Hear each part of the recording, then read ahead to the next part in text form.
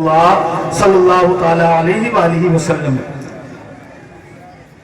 آپ حضرات قابل مبارکباد ہیں، ایک اللہ والے کی محفل میں آپ تشریف فرما ہیں۔ یہ جشن وارث عالم پناہ ہے اور ہم سب بھی ان کے چاہنے والے ہیں۔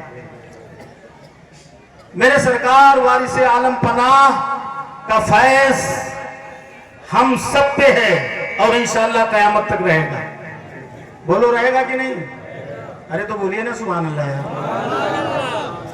ابھی کئی تقریریں باقی ہیں، کئی شعرا کی نعت باقی ہے۔ آپ حضرات اس طرح سست ہو گئے، سستی کو ہٹائیے، تھوڑی گرمی پیدا کیجئے۔ ہم سب پہ اللہ والوں کا فیض ہے کہ نہیں؟ بولو بھائی، ہم سب پہ میرے نبی صلی اللہ علیہ وسلم کا احسان ہے، صحابہ کا فیضان ہے، کربلا والوں کا فیضان ہے، غوث اعظم کا فیضان ہے، غریب نواز کا فیضان ہے، کیونکہ یہ اللہ والے، ان کی رسائی خدا تک ہے، ہماری رسائی ڈائریکٹ خدا تک نہیں ہے۔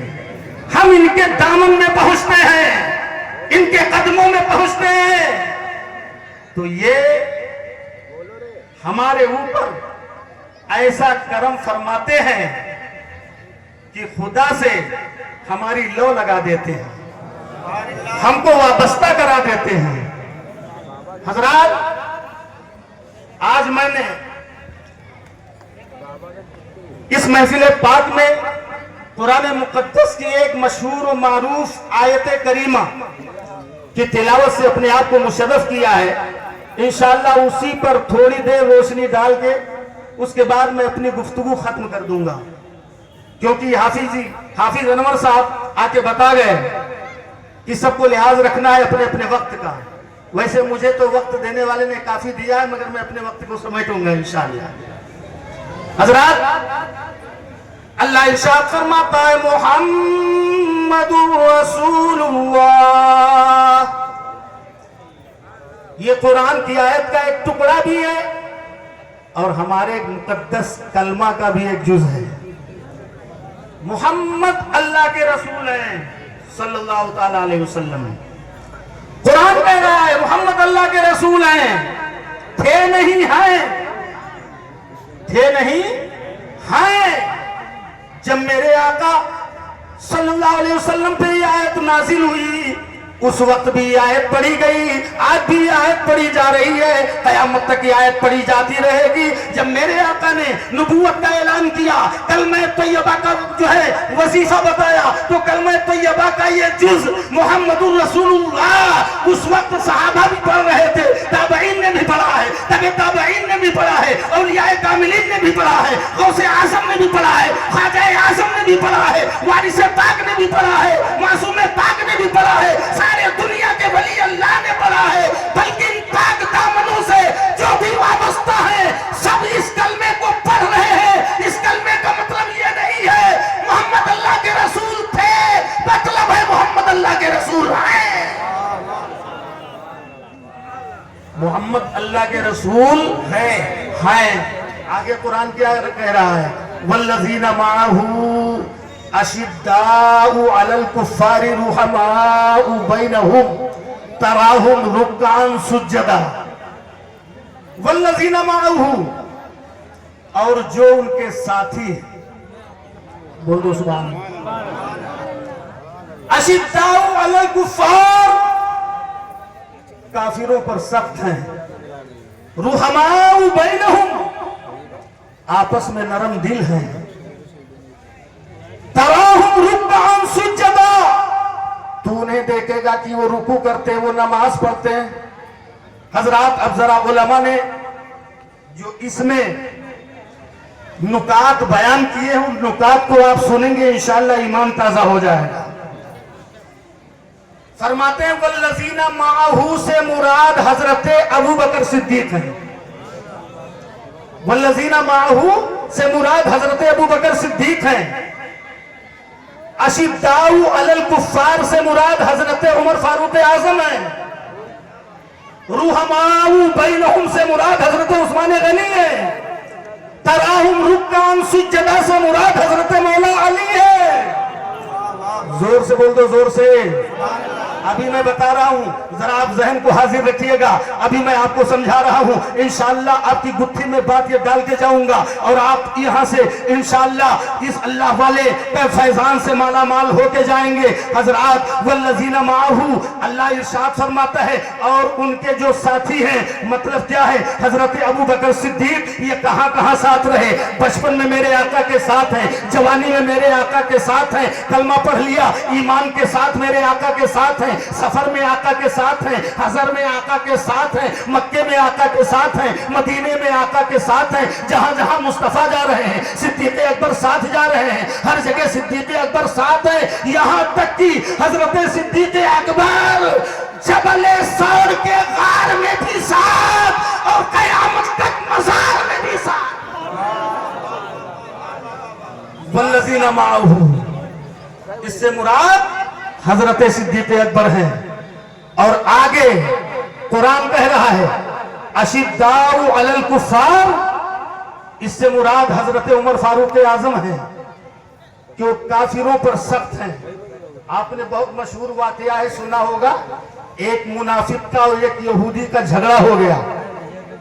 मुनाफिक कौन था? टोपी वाला, कुर्ता वाला, दाढ़ी वाला, नमाज वाला, सजदे वाला, रुकू वाला, तस्बीह वाला, कलमे वाला, कुरान वाला। वो मुनाफिक जो बज़ाहिर मुसलमान लग रहा था, कलमा पढ़ता था, सहाबा के साथ रहता था, नबी के पीछे नमाज पढ़ता था, मगर एक मामलात में यहूदी से झगड़ा हो गया। वो झगड़े का मुकदमा मेरे आका की बारगाह में पहुंचा। तो मेरे आका सल्लल्लाहु अलैहि वसल्लम ने जब मुकदमा समाअत फरमाया, आपने यहूदी के हक में फैसला दे दिया। और जब यहूदी के हक में फैसला हुआ तो मुनाफिक उसको लेकर के उमर फारूक आजम के पास आया, कहा हुजूर के हम फैसले को नहीं मानते। माज़अल्लाह बोलो, जोर से बोलो माज़अल्लाह। अरे जो हुजूर के फैसले को नहीं मानेगा वो मोमिन हो सकता है, ईमान वाला हो सकता है। कुरान कह रहा है फला व रब्बिका ला युमिनून हत्ता युहक्किमूका फीमा शजरा बैनहुम। ऐ मेरे महबूब, वो ईमान वाला नहीं हो सकता जो आपको अपने फैसलों में हाकिम न बना, आपको हाकिम न तस्लीम कर ले, आपकी बातों को न तस्लीम कर ले, वो मोमिन हो ही नहीं सकता। हजरत उमर फारूक आजम के पास वो यहूदी और वो मुनाफिक ये दोनों पहुंचे। और जब ये दोनों पहुंचे तो यहूदी ने बताया, ऐ उमर फारूक आजम, हम गए थे हुजूर की बारगाह में, हुजूर ने हमारे हक में फैसला कर दिया है, मगर ये आपका भाई है जो नहीं मानता है। उमर फारूक आजम ने देखा, क्या है, सर पे टोपी है, लंबा कुर्ता है, चेहरे पे दाढ़ी है, नमाज भी पढ़ता है, रोजा भी रखता है, कुरान भी पढ़ता है, और ये मुसलमानों के साथ रहता है, मगर हुजूर के हुक्म को नहीं माना। हजरत उमर फारूक आजम ने ये नहीं देखा, ये टोपी वाला है, ये कुर्ता वाला है, ये तहबत वाला है, ये कुरान वाला है, ये नमाज वाला है, ये कलमा वाला है। घर के अंदर जाकर के तलवार निकाला, तलवार ला करके फौरन उस बज़ाहिर मुसलमान को कत्ल कर दिया, उसको कत्ल कर दिया। अशिद्दाउ अलल कुफ़ार, काफिरों पर सख्त हैं। इससे मुराद हजरत उमर फारूक आजम। जोर से बोलो, जोर से। अगर इसकी तफसील और करूंगा तो वक्त काफी लगेगा, वक्त काफी न लेकर मैं अपनी गुफ्तगू को आगे बढ़ाना चाहता हूं, आपकी दिमागे मुबारक में अपनी बातों को उतारना चाहता हूं। हजरात, आज बहुत लोग कहते हैं, बहुत लोग हजरत मौला अली की फजीलत बयान कर करके कहते हैं, सहाबे किराम की शान में तबर्रा करते हैं, उनकी शान में गुस्ताखियां करते हैं, उनकी शान में मुंह भरकर गालियां देते हैं। हजरात, मौला अली की शान बहुत बुलंद है, और इतनी बुलंद है कि वो राज़दारे खफी जली है, जिधर भी देखो अली अली। वो राज़दारे कौन? मौला अली। वो राज़दारे खफी जली है, अरे जिधर भी देखो अली अली है। अरे गवाह मदीने की हर गली है, जिधर भी देखो अली अली। हजरत مولا علی کی شان کیا کہنا. ہم دل سے مانتے ہیں, جو مولا علی کو نہیں مانے گا وہ مومن ہو ہی نہیں سکتا. مگر جو صحابہ کو نہیں مانے گا, صدیق اکبر کو نہیں مانے گا, حالانکہ حضرت مولا علی بھی صحابی ہے, حضرت امام حسن بھی صحابی ہے, حضرت امام حسین بھی صحابی ہے. حضرات یہ اہل بیت میں بھی ہے اور صحابہ میں کی فہرست میں بھی ہے, کیونکہ صحابی کسے کہتے ہیں؟ جس نے ایمان کی نظروں سے میرے مصطفیٰ کی زیارت کی ہو اور اسی ایمان پہ اس کا خاتمہ ہو گیا ہو, اسے صحابی کہتے ہیں. حضرات اب آگے قرآن کہتا ہے رحماء بینہم, رحماء بینہم, آپس میں نرم دل ہیں. اس سے مراد حضرت عثمان غنی.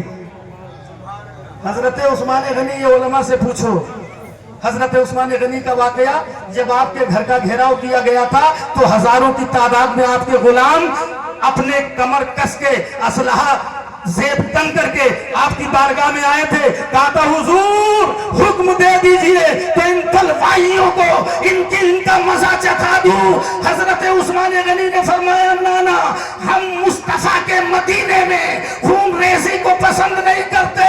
اور سن لو, جو میرا غلام اپنے اسلحے کو اتار دے گا, ہتھیار کو اتار دے گا, وہ آزاد ہے, آزاد ہے, آزاد ہے. کتنے نرم دل ہیں حضرت عثمان غنی. اپنی موت سامنے نظر آ رہی ہے, چاروں طرف سے بلوائی گھیرے ہوئے ہیں اور ان بلوائیوں میں کچھ صحابہ بھی موجود ہیں, مگر اس کے باوجود بھی حضرت عثمان غنی نے اتنا نرم دلی کا مظاہرہ فرمایا کہ اپنے غلاموں سے کہا تم لوگ ہتھیار اتار دو, جو ہتھیار اتار دے گا وہ آزاد ہے. سبحان اللہ. اب آگے چلو, تراہم رکعان سجدہ, تم انہیں دیکھو گے کہ وہ رکوع کرتے اور سجدے کرتے. اس سے مراد مولا علی کرم اللہ وجہ الکریم ہے. سبحان اللہ, ماشاءاللہ. حدیثوں میں ہے, تاریخ میں ہے کہ حضرت مولا علی جتنی عبادت کوئی نہیں کر سکا, ایک ایک رات میں ہزار ہزار رکعت نوافل ادا فرماتے تھے. پیروں میں ورم آ جاتا تھا, مولا علی کی نماز ختم نہیں ہوتی تھی, رات ختم ہو جاتی تھی, مولا علی کی نماز نہیں ختم ہوتی تھی. وہ مولا علی ایک بار ایک جنگ میں پنڈلی میں تیر چبھ گئی, اور جب تیر چبھی ہاتھ لگایا نکالنے کے لیے, بڑی زور سے منہ سے کراہ کی آواز آتی ہے, آہ کی آواز آتی ہے, ہاتھ نہیں لگانے دیتے, ہاتھ لگاتے تو بہت زور سے تکلیف ہوتی ہے. صحابہ نے مشورہ کیا اسے نہیں نکالا جا سکتا, جب یہ خدا کے روبرو عبادت میں کھڑے ہو جائے تیر نکال لیا جائے گا, تیر نکال لیا جائے گا.